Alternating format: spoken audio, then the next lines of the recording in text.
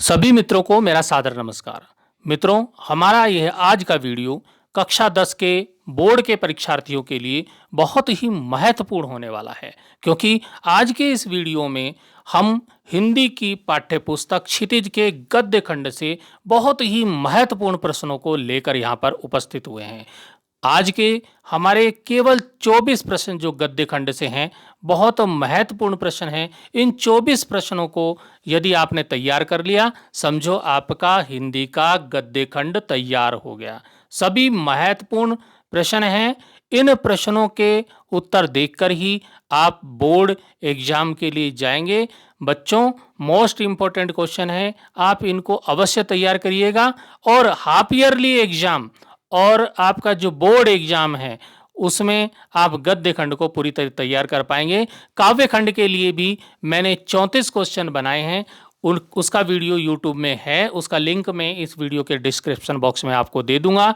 अब वहां से आप काव्य खंड के 34 क्वेश्चन और गद्य खंड के ये 24 क्वेश्चन आप तैयार कर लीजिए। हिंदी में आप सफलता को प्राप्त करेंगे। आइए इस वीडियो में जो गद्य खंड के बहुत ही महत्वपूर्ण प्रश्न हैं, इंपॉर्टेंट क्वेश्चन हैं, उनको हम देख लेते हैं। हमारा पहला जो पाठ है वो है नेताजी का चश्मा। स्वयं प्रकाश जी इसके लेखक हैं। इसके जो महत्वपूर्ण प्रश्न हैं, सारे बहुत ही महत्वपूर्ण प्रश्न हैं, इनको किसी को भी आप स्किप मत कीजिएगा, छोड़िएगा नहीं, सबको आपको तैयार करना है। केवल 24 क्वेश्चन आप तैयार कर दीजिए। प्रश्न है, सेनानी ना होते हुए भी चश्मे वाले को लोग कैप्टन क्यों कहते थे? बहुत महत्वपूर्ण प्रश्न है और परीक्षा में आता रहा है, तो इसको आप तैयार कर दीजिए। और यदि आप इन प्रश्नों के उत्तर भी अगर आपको चाहिए तो आप डिस्क्रिप्शन बॉक्स में मैं उसका लिंक आपको दे दूंगा। और यदि आपको केवल इन्हीं प्रश्नों के उत्तर चाहिए तो आप कमेंट बॉक्स में लिखिएगा, मैं केवल इन्हीं प्रश्नों के उत्तर आपको दूंगा। तो अभी हम दूसरा प्रश्न चलते हैं। दूसरा प्रश्न है, हालदार साहब ने ड्राइवर को पहले चौराहे पर गाड़ी रोकने के लिए मना किया था, लेकिन बाद में तुरंत रोकने को कहा। ये पंक्ति आई है, रोकने को कहा, इसमें से प्रश्न आते हैं। प्रश्न है कि हालदार साहब पहले मायूस क्यों हो गए थे?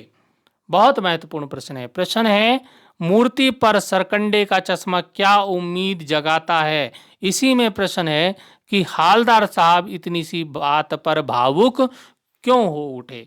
बहुत महत्वपूर्ण प्रश्न, केवल 2 प्रश्न इस पाठ से महत्वपूर्ण हैं। अगला आता है बाल गोविंद भगत।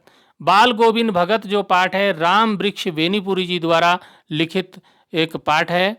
आप इसमें जो महत्वपूर्ण प्रश्न है वो आप देखिए। पहला प्रश्न इसका है, खेती बाड़ी से जुड़े गृहस्थ बाल गोविंद भगत की किन चारित्रिक विशेषताओं के कारण वे साधु कहलाते थे? तो ये बहुत महत्वपूर्ण प्रश्न है। प्रश्न है, भगत की पुत्र वधू ने अकेले क्यों नहीं छोड़ना चाहती थी? बहुत महत्वपूर्ण प्रश्न है, जरूर तैयार कीजिएगा।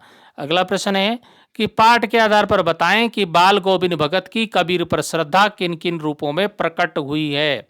प्रश्न है, मोह और प्रेम में अंतर होता है, भगत के जीवन की किस घटना के आधार पर इस कथन को सच सिद्ध करेंगे? अब आता है हमारा लखनवी अंदाज, एक पाठ है, यशपाल जी द्वारा ये लिखित पाठ है। इसमें प्रश्न है, लेखक को नवाब साहब के किन हाव भावों से महसूस हुआ कि वे उनसे बातचीत करने के लिए तनिक भी उत्सुक नहीं हैं? एक और प्रश्न इसमें महत्वपूर्ण है, बिना विचार घटना और पात्रों के भी क्या कहानी लिखी जा सकती है?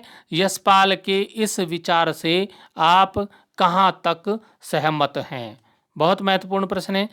अगले पाठ में चलते हैं। पाठ का नाम है मानवीय करुणा की दिव्य चमक और इसके लेखक हैं सर्वेश्वर दयाल सक्सेना जी।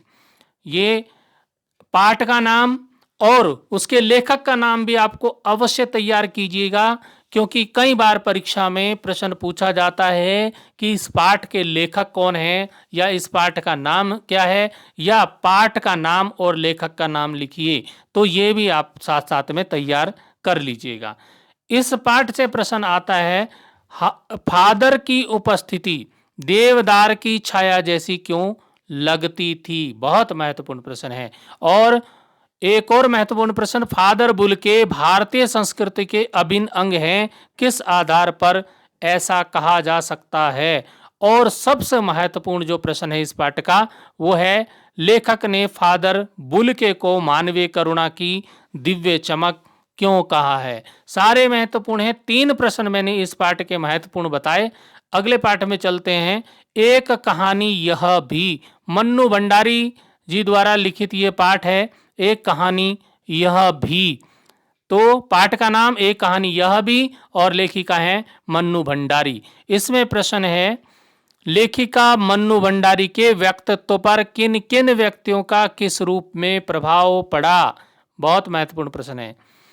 अगला प्रश्न है, एक कहानी यह भी आत्मकथ्य में लेखिका के पिता ने रसोई को भटियार खाना कहकर क्यों संबोधित किया? बहुत ही महत्वपूर्ण प्रश्न है ये वाला। अगला प्रश्न आता है, मनुष्य के जीवन में आस पड़ोस का बहुत महत्व होता है, परंतु महानगरों में रहने वाले लोग प्रायः पड़ोस कल्चर से वंचित रह जाते हैं। इस बारे में अपने विचार लिखिए। बहुत महत्वपूर्ण प्रश्न है।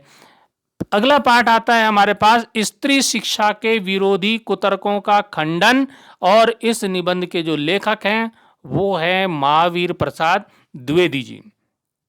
इसमें जो महत्वपूर्ण प्रश्न है वो है, कुछ पुरातन पंथी लोग स्त्रियों की शिक्षा के विरोधी थे। द्विवेदी जी ने क्या क्या तर्क देकर स्त्री शिक्षा का समर्थन किया? बहुत महत्वपूर्ण प्रश्न है, कई बार परीक्षा में पूछा गया है, तो इसको भी आप तैयार कीजिएगा। इसी में दूसरा प्रश्न है कि स्त्रियों को पढ़ाने से अनर्थ होते हैं, स्त्रियों को पढ़ाने से अनर्थ होते हैं, ये लोग बोलते हैं, कुतर्क देते हैं। कुतर्कवादियों की इस दलील का खंडन द्विवेदी जी ने कैसे किया? अपने शब्दों में लिखिए।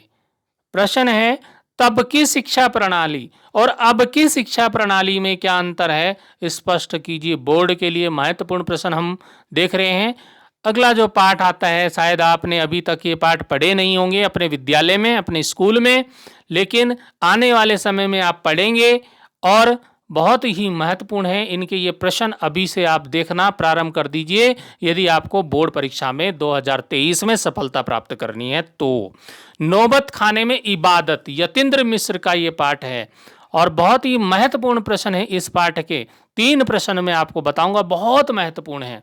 शहनाई की दुनिया में डुमराव को क्यों याद किया जाता है? दूसरा प्रश्न, बिस्मिल्लाह खां को शहनाई की मंगल ध्वनि का नायक क्यों कहा गया है?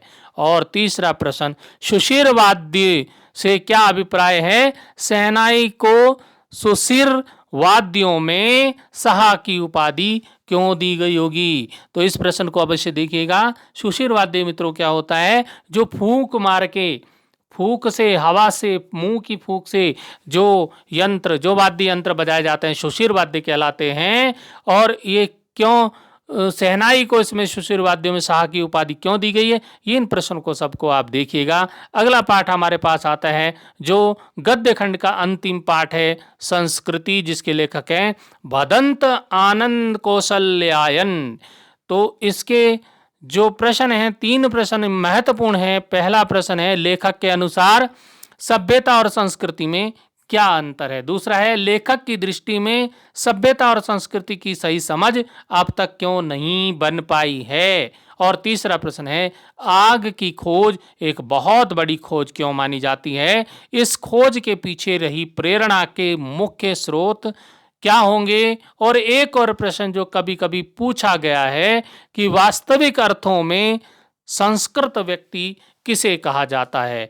तो मित्रों, ये गद्य खंड के प्रश्न थे जो बहुत ही महत्वपूर्ण 24 प्रश्न मैं आपके लिए लाया हूं। इनको आप अवश्य तैयार कीजिएगा और काव्य खंड के प्रश्न उत्तर और अन्य पाठों के प्रश्न उत्तर देखने के लिए आप मेरे चैनल पर विजिट कीजिएगा।